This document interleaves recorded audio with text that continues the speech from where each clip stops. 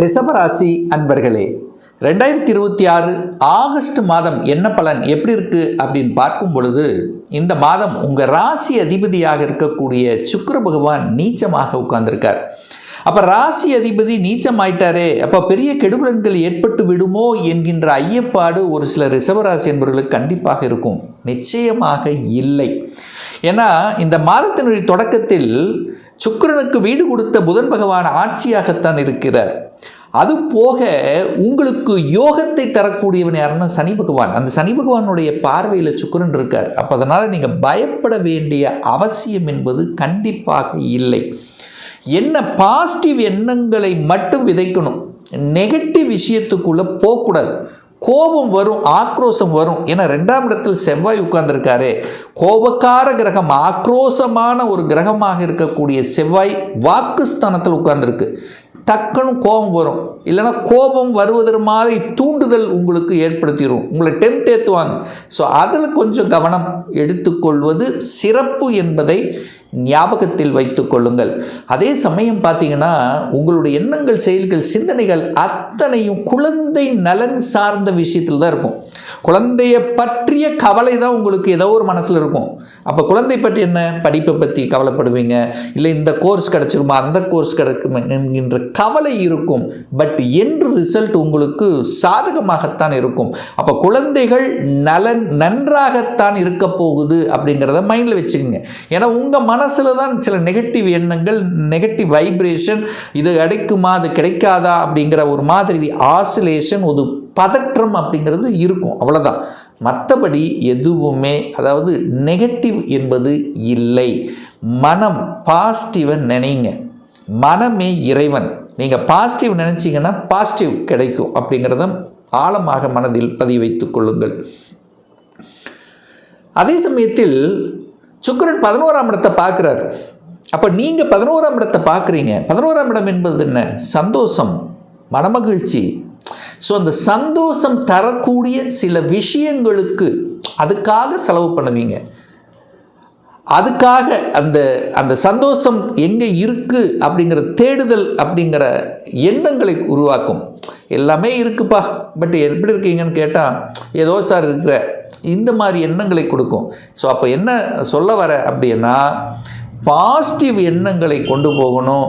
லாபம் என்கின்ற எண்ணத்தில் மனமகிழ்ச்சி, சந்தோஷம் தரக்கூடிய விஷயத்துக்கு உங்கள் மனசை ஆட்படுத்தணுங்கிறத மட்டும் ஞாபகத்தில் வச்சுக்கோங்க.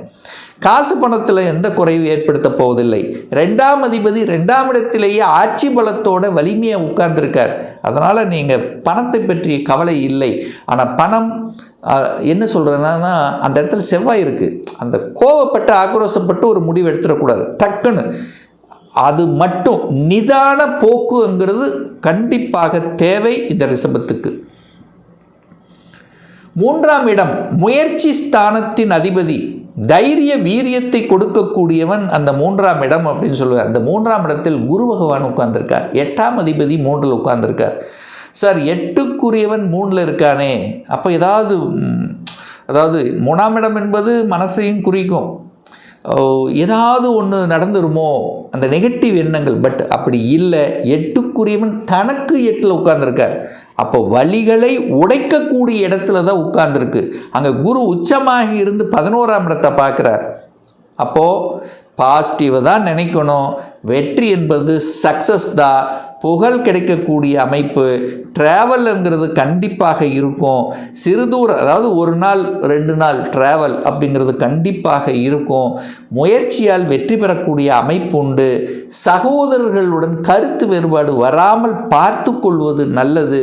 புதிய ஒப்பந்தங்கள் கிடைக்கக்கூடிய அமைப்புங்கிறது நிச்சயமாக உண்டு. எழுத்து கலைத்துறையில் சில நாட்டங்கள் கண்டிப்பாக உண்டு. புதிய ஒப்பந்தங்கள் கிடைப்பதற்கான சந்தர்ப்பங்கள் இந்த மாதம் கண்டிப்பாக எதிர்பார்க்கலாம். அப்போது கலைத்துறையில் இருக்கின்றவர்களுக்கு இது கிடைக்குமா கிடைக்காதா அப்படின்னா அந்த கடைசி மொமெண்ட்டில் கண்டிப்பாக நீங்கள் நினச்சது நடந்து விடும். அதனால் நீங்கள் வருத்தப்பட வேண்டிய அவசியம் இல்லை. 4ஆம் அதிபதி யாக இருக்கக்கூடிய சூரிய பகவான் இந்த மாதம் 17ஆம் தேதி, ஆகஸ்ட் மாதம் 17ஆம் தேதி 4ஆம் இடத்திலேயே ஆட்சி பலத்தோட வலிமையை உட்கார்ந்திருக்கார். 4ஆம் இடம் ஸ்ட்ராங், சுகஸ்தானாதிபதி வலிமையாக இருக்க போகிறார். அப்போ இந்த சுகத்தை வலுப்பெறுவதற்காக, அதாவது ரொம்ப நாளாக இந்த ரிஷபராசி என்பர்கள் எனக்கு ஒரு வீடு, சொந்தமாக ஒரு வீடு வாங்கியிருக்கணும், ஒரு சொந்தமாக நான் சம்பாதிச்சு ஒரு வீட்டில் கட்டி அதில் இருக்கணும் அப்படிங்கிற எண்ணங்கள் நிறைய பேர்த்துக்கு இருக்கும். அதுக்குண்டான அந்த பார்த்து போடக்கூடிய அதற்குண்டான அந்த தன்மை உங்கள் மனசில் ஆழமாக விதைக்கும். அதை செயல்படுத்துவதற்குண்டான அந்த அம்சங்களும் இந்த மாதம் உண்டு. ஏன்னா நாளுக்குரியவன் 4ஆம் இடத்திலேயே வலிமை பெறுகிறார், ஸ்ட்ராங்காக இருக்கிறார். ஆனாலும் என்ன, அங்கே கேது வேறு இருக்கு, சரி இது வாங்கலாமா அது வாங்கலாமா, சரி கொஞ்சம் பொறுத்து போகலாம், இப்படி ஒரு ஆசிலேஷனையும் கண்டிப்பாக கொடுக்கும். அப்போ அங்கே கேது இருக்கிறதுனால அப்படியும் ஒரு இடம் வாங்கணும், நிலம் வாங்கணும்னா டாக்குமெண்ட்டோ அல்லது ஏதாவது வில்லங்கம் இருக்கா அப்படிங்கிறத 100% செக் பண்ணணுங்கிறத ஞாபகத்தில் வைத்து கொள்ளுங்கள். 4ஆம் இடம் வலுப்பெறுகிறது. அப்போ வீடு வாங்கலாம், வண்டி வாகனம் வாங்கலாம், கண்டிப்பாக வாங்கலாம், அதில் வாங்குவதற்கு தடை இல்லை. ஆனால் அங்கே கேது இருக்கார், அப்போ ஒரு கன்ஃபியூஷனை பண்ணிவிடும். அப்படி வாங்கணுன்னா டாக்குமெண்ட் வில்லங்கம் இருக்காங்கிறது 100% செக் பண்ணணுங்கிறத ஞாபகத்தை வச்சுக்கோங்க. ஏன்னா சுக்கிரனும் அங்கே நீச்சமாக இருக்கார். ரைட் சார், வேலை கிடைக்குமா? 6ஆம் அதிபதி யார்? சுக்கிரன். தனக்கு 12ல் போயிருக்காங்க. அப்போ வேலையை மட்டும் விட்டுறக்கூடாது. அவசரப்பட்டு ஆக்ரோசப்பட்டு வேலையை விட்டுவிடக்கூடாது என்பதை ஆழமாக மனதில் பதிய வைத்துக் கொள்ளுங்கள் இந்த ரிஷபராசி என்பவர்கள். ஏன்னா 6க்குரியவன், 6ங்கிறது வேலையை குறிக்கக்கூடியது. அது தனக்கு 12ல் போய் மறைஞ்சிருக்கார், நீச்சமாக இருக்கார். அப்போ வேலையில் டென்ஷனாக இருக்கும், வேலையில் ஒரு அழுத்தமாக இருக்குன்னு ஒரு சிலர் நினைக்கலாம், அல்லது ஏதோ ஒன்று பண்ணக்கூடிய தன்மை. ஆனால் விரயம் மட்டும் ஏற்படுத்திடக்கூடாது. ஏன்னா கோபம் வரும் உங்களுக்கு, செவ்வாய் 2ல் இருக்கு. அப்போ கோபப்பட்டு ஆக்ரோசப்பட்டு வேலை விட்டுறக்கூடாது, இது மைண்டில் வச்சுக்கோங்க. 6க்குரியவன் தனக்கு 12ல் மறைஞ்சிருக்கிறதுனால கண்டிப்பாக எதிரி தொல்லைகள், அந்த வேண்டான்னு நீங்களே ஒதுங்கி போயிடுவீங்க, இல்லைன்னா அவங்க ஒதுங்கி போயிடுவாங்க. ஸோ இதுவும் நீங்கள் அந்த இடத்துல 6க்குரியவன் தனக்கு 12 உங்கள் கழுத்தை பிடிக்கிற அளவுக்கு இல்லை. கடன், 6ங்கிறது கடன், அந்த கடனும் தனக்கு 12ல் மறைஞ்சிருக்கு. அப்போ கடன் தன்னுடைய கெப்பாசிட்டிக்கு மேலே போகாமல் பார்த்துக்குங்க. அல்லது கடன் பெரிய ஒரு இது கழுத்தை பிடிக்கிற அளவுக்கு கண்டிப்பாக இந்த மாதம் இல்லை. ஹெல்த் பயம் வேணும் இருக்கும், ஆனால் ஹெல்த்தில் பிரச்சனை ஆயிருமா அப்படிங்கிறது இல்லை. ஏன்னா 6க்குரியவன் தனக்கு 12ல். அப்போது ஹெல்த் சார்ந்த விஷயத்திலும் அது சரியாகக்கூடிய சந்தர்ப்பங்களை கண்டிப்பாக உங்களுக்கு உருவாக்கும். 7ஆம் அதிபதி யார்? திருமணஸ்தானத்தின் அதிபதியாக இருக்கக்கூடியவர் செவ்வாய். அவர் குடும்பஸ்தானத்தில் இருக்கார். ஒரு சில ரிஷபத்துக்கு கண்டிப்பாக திருமண சாதகங்களை உருவாக்கும். ஏன்னா 7க்குரியவன் 7ஆம் இடத்தை குருவும் பார்க்குறார், லாபாதிபதி பார்க்குறார்.